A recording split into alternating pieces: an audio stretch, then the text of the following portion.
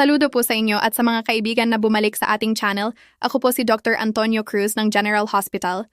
Sa mahigit 30 taon kong karanasan sa larangan ng medisina at malalim na pagmamahal sa usapin ng puso at sirkulasyon, ngayon ay ibabahagi ko sa inyo ang tatlong simpleng hakbang na lubhang epektibo upang mapahusay ang kalidad ng tulog. Tulungan tayong makatulog ng mahimbing hanggang umaga, lalo na upang mapalakas ang diwa ng ating mga kababayan na may edad na. Sa pamamagitan ng tatlong paraang ito, hindi na natin kailangan ng gamot na mahal at hindi rin ito magastos, bagkus nakakatulong itong magpaikot ng dugo patungo sa utak ng mas mabuti, nagdudulot ng malalim na tulog at sariwang diwa. Totoo po ba? Mayroon po ba sa atin na nakaranas ng mga gabing hindi mapakali, humiga sa kama, pero ilang oras lang ang tulog tapos gising na? O kaya pagkagising sa umaga ay umiikot ang ulo, malabo ang paningin, nahihilo, hindi matatag ang lakad, pag-upo ng matagal ay pagod na pagod, tamad ang katawan at madaling makalimutan ang sinasabi? Ito po ang mga karaniwang palatandaan ng kakulangan sa daloy ng dugo sa utak. Isa itong problema na maraming tao, lalo na kapag nasa huling yugto na ng buhay, ay madaling magkaroon. Ayon sa World Health Organization, WHO, mahigit 40% ng mga taong nasa 60 taong gulang pataas ay may problema sa sirkulasyon ng dugo sa utak. Kapag nararanasan ito, ang unang naiisip natin ay uminom ng gamot. Subalit, ito ay hindi lamang nagdudulot ng hirap sa pananalapi, kundi may panganib din ng side effects.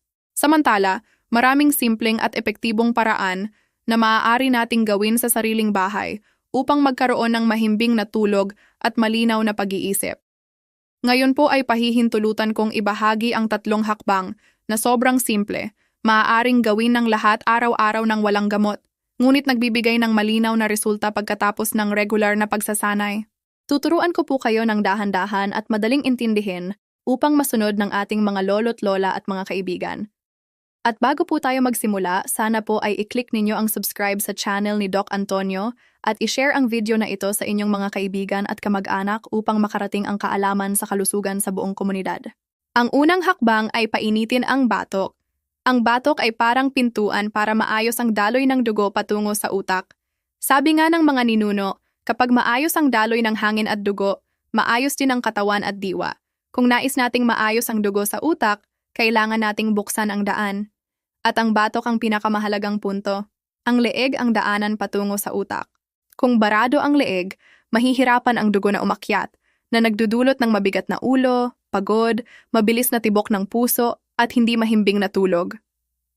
Naalala ko noong estudyante pa ako, may isang lolo na mahigit 60 taong gulang at malakas pa. Isang umaga, bigla siyang nahilo ng tumayo, mabigat ang ulo na parang may bato.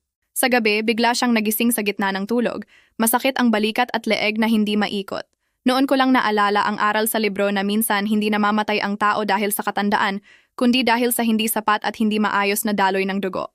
Noong bata ako hindi ko lubos na naintindihan, pero pagkatapos ng mga karanasan at nakita ko, lubos kong naunawaan na kapag hindi umaakyat ang dugo sa utak, pagod ang isip at hindi rin mahimbing ang tulog.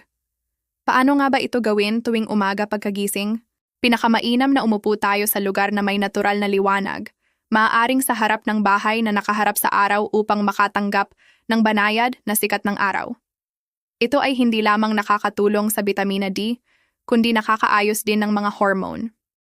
Umupo tayo ng komportable, tuwid ang likod at leeg, i-relax ang balikat at ibaba ang mga kamay. Ihanda ang pagmamasahe sa batok. Una, painitin ang mga palad sa pamamagitan ng pagkuskos ng 2 palad ng 10 to 15 segundo upang lumikha ng init. Pagkatapos, gamitin ang palad at simulan mula sa batok ng ulo, haplos pababa sa magkabilang gilid ng gulugod ng leeg ng pantay at banayad sa loob ng 7 minuto. O kaya gamitin ng ating mga lolo't lola ang mga daliri upang dahan-dahang imasahe ang batok. Maaaring mula taas pababa o mula baba pataas. Sa parehong oras, damhin ang pag-init ng batok na nakakatulong sa mas maayos na daloy ng dugo.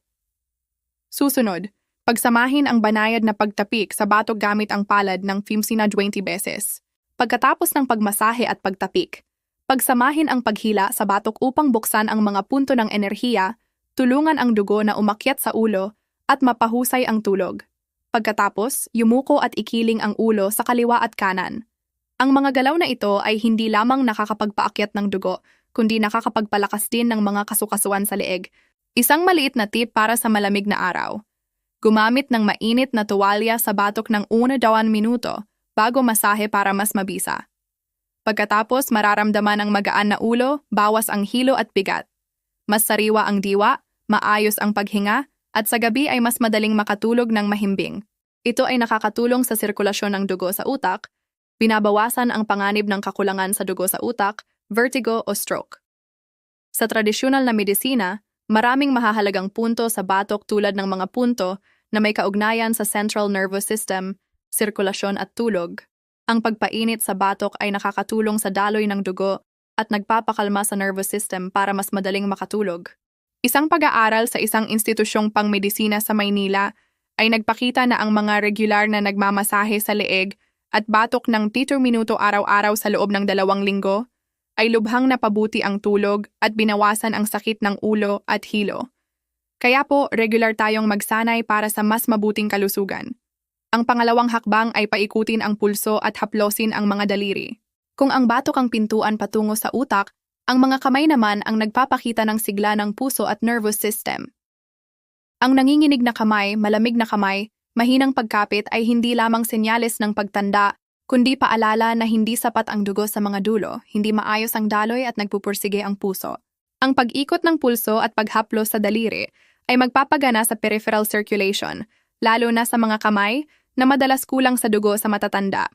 Kapag ginawa ito, tulad ng pag-ikot ng pulso, nakakatulong itong maabot ng dugo ang mga dulo ng katawan at bawasan ang manhid at lamig. Napakasimple ng paraan. Umupo ng tuwid, i-relax ang balikat, ilahad ang mga kamay sa harap, palad pababa o paitaas ayon sa gusto. Una, iikot ang pulso clockwise ng 10 beses, pagkatapos counterclockwise din 10 beses. Gawin ng pantay at damhin ang galaw ng mga kasukasuan. Pagkatapos, haplosin ang bawat daliri gamit ang kabilang kamay mula ugat hanggang dulo, bahagyang hilahin. Gawin sa lahat ng daliri. Pagkatapos, kuyom ang kamao at unti-unting iunat, ulitin ng 10-15 beses. Ito ay nagpapalakas sa daloy ng dugo sa dulo, pinapainit ang mga kamay at nagpapalakas sa flexibility ng daliri. Mararamdaman ang init sa mga kamay, mas flexible ang mga daliri at bawas ang manhid. Ito ay senyales na maayos ang daloy ng dugo. Sa mahabang panahon, nakakatulong ito sa kalusugan ng puso, binabawasan ang panganib sa peripheral vascular disease at sumusuporta sa nervous system.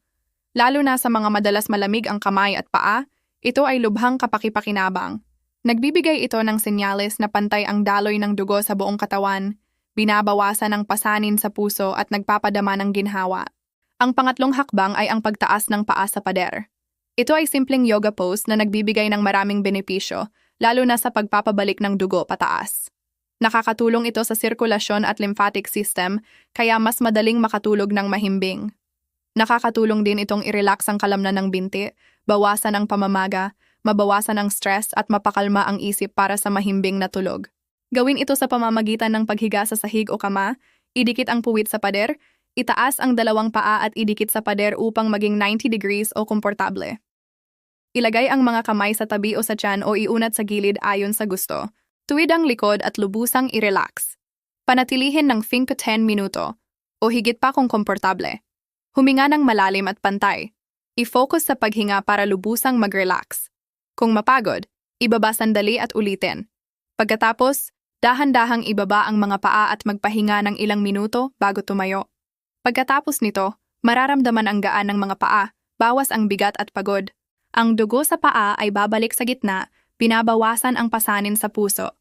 Nakakatulong din ito sa tulog, kalmado ang isip, bawas stress kaya mas mahimbing ang tulog. Dagdag pa, sumusuporta ito sa lymphatic system para maalis ang toxins. Ito ay magandang paraan upang tapusin ang araw ng lubusang relaxed at handa sa mahimbing na tulog at bagong araw na puno ng lakas.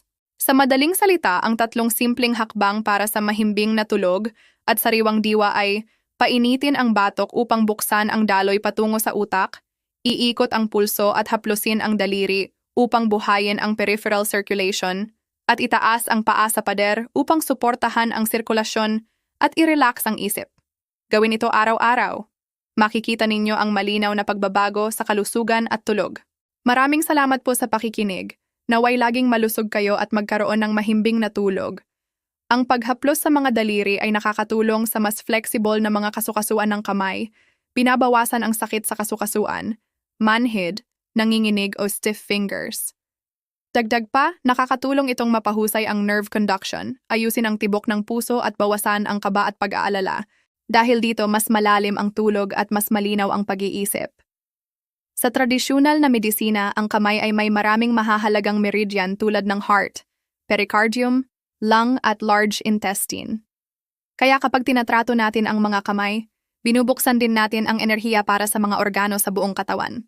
Bago tayo magpatuloy, umupo ng tuwid, i-relax ang balikat at ilagay ang mga kamay sa hita. Huminga ng malalim at huminga ng dahan-dahan. Gawin ito ng 3 beses upang mapakalma ang isip at maayos ang daloy ng dugo. Susunod ay ang pag-ikot ng pulso. Ilagay ang mga daliri ng isang kamay sa loob ng palad ng kabila. Ang hinlalaki ay nasa loob. Huwag hawakan ng masyadong mahigpit. Itaas ang 2 kamay sa tapat ng dibdib at simulan ang pag-ikot ng pulso clockwise. Iikot ng 20 at 30 beses. Pagkatapos ay baliktarin ang direksyon at gawin din ng 20 to 30 beses. Gawin ito araw-araw ng regular. Maraming benepisyo ito sa kalusugan. Iikot ng pantay at dahan-dahan. Huwag pilitin ang sarili. Kapag tama ang paggawa, mararamdaman ninyo ang gaan at flexibility ng mga kasukasuan sa pulso. Susunod na galaw ay ang paghaplos sa mga daliri at pagmasahe sa palad. Gamitin ang 3 o 4 na daliri ng kabilang kamay upang haplusin mula ugat hanggang dulo ng bawat daliri. Gawin ng 2 hanggang 5 beses sa bawat daliri. Ulitin sa lahat ng daliri at sa kabilang kamay. Gawin ito ng 3 minuto. Pagkatapos ay imasahe ng mabuti ang gitna ng palad gamit ang hinlalaki sa pabilog na galaw palabas. Ulitin sa kabilang kamay. Sa bawat kamay ay maaaring 5 or 10 minuto. Madalas kong gawin ito 2 hanggang 3 beses sa isang araw, umaga pagkagising o gabi bago matulog. Kapag ginagawa ito, mararamdaman ninyong umiinit ang mga kamay, nawawala ang lamig. Mas malakas ang kapit at mas matatag ang paghawak sa mga bagay, lalo na sa ating mga lolo't lola. Nakakatulong din itong patatagin ang tibok ng puso at magbigay ng relaxation sa buong katawan. Kung regular itong gagawin, tiyak na mas mahimbing at mas malalim ang tulog, bawas ang bangungot at sakit sa mga daliri sa gabi. Sa tradisyonal na medisina, maraming mahahalagang punto sa palad tulad ng laogong at hego. Ang pagmasahe ay nagbubukas ng mga meridian at nagpapadaloy ng dugo, nagpapakalma sa nerbiyos at katawan. May maliit na pag-aaral sa isang universidad sa Maynila na nagpakita na ang mga matatanda na regular na nagmamasahe sa kamay, araw-araw, ay nakakita ng malaking pagbuti sa peripheral circulation at kalidad ng tulog pagkatapos ng 2 linggo. At ngayon ay ibabahagi ko ang pangatlong hakbang. Ang pagtaas ng paa sa pader. Ito ay isang mahusay na paraan mula sa yoga upang makatulog ng mahimbing.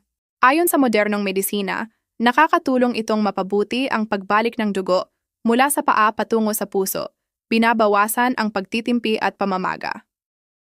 Ayon naman sa tradisyonal na medisina, ang paa ay ugat ng bato, at kapag tumitigil ang dugo sa paa ay maaaring magdulot ng problema sa bato, pagod, hindi makatulog at hilo. Kapag itinaas ang paa sa pader, ito ay nagbabalik ng enerhiya at dugo patungo sa gitna ng katawan, nagpapahusay sa kalusugan ng bato at binabawasan ang mga sintomas. May pag-aaral sa India noong 2019 na nagpakita na ang matatanda na gumagawa nito ng 15 minuto araw-araw sa loob ng 3 linggo ay nakaranas ng malaking pagbuti. Mas mahimbing ang tulog, mas stable ang presyon ng dugo at bawas ang pamamaga at manhid sa paa. Paano ito gawin? Maghanap ng pader at maghanda ng banig o manipis na banig. Magsuot ng komportableng damit.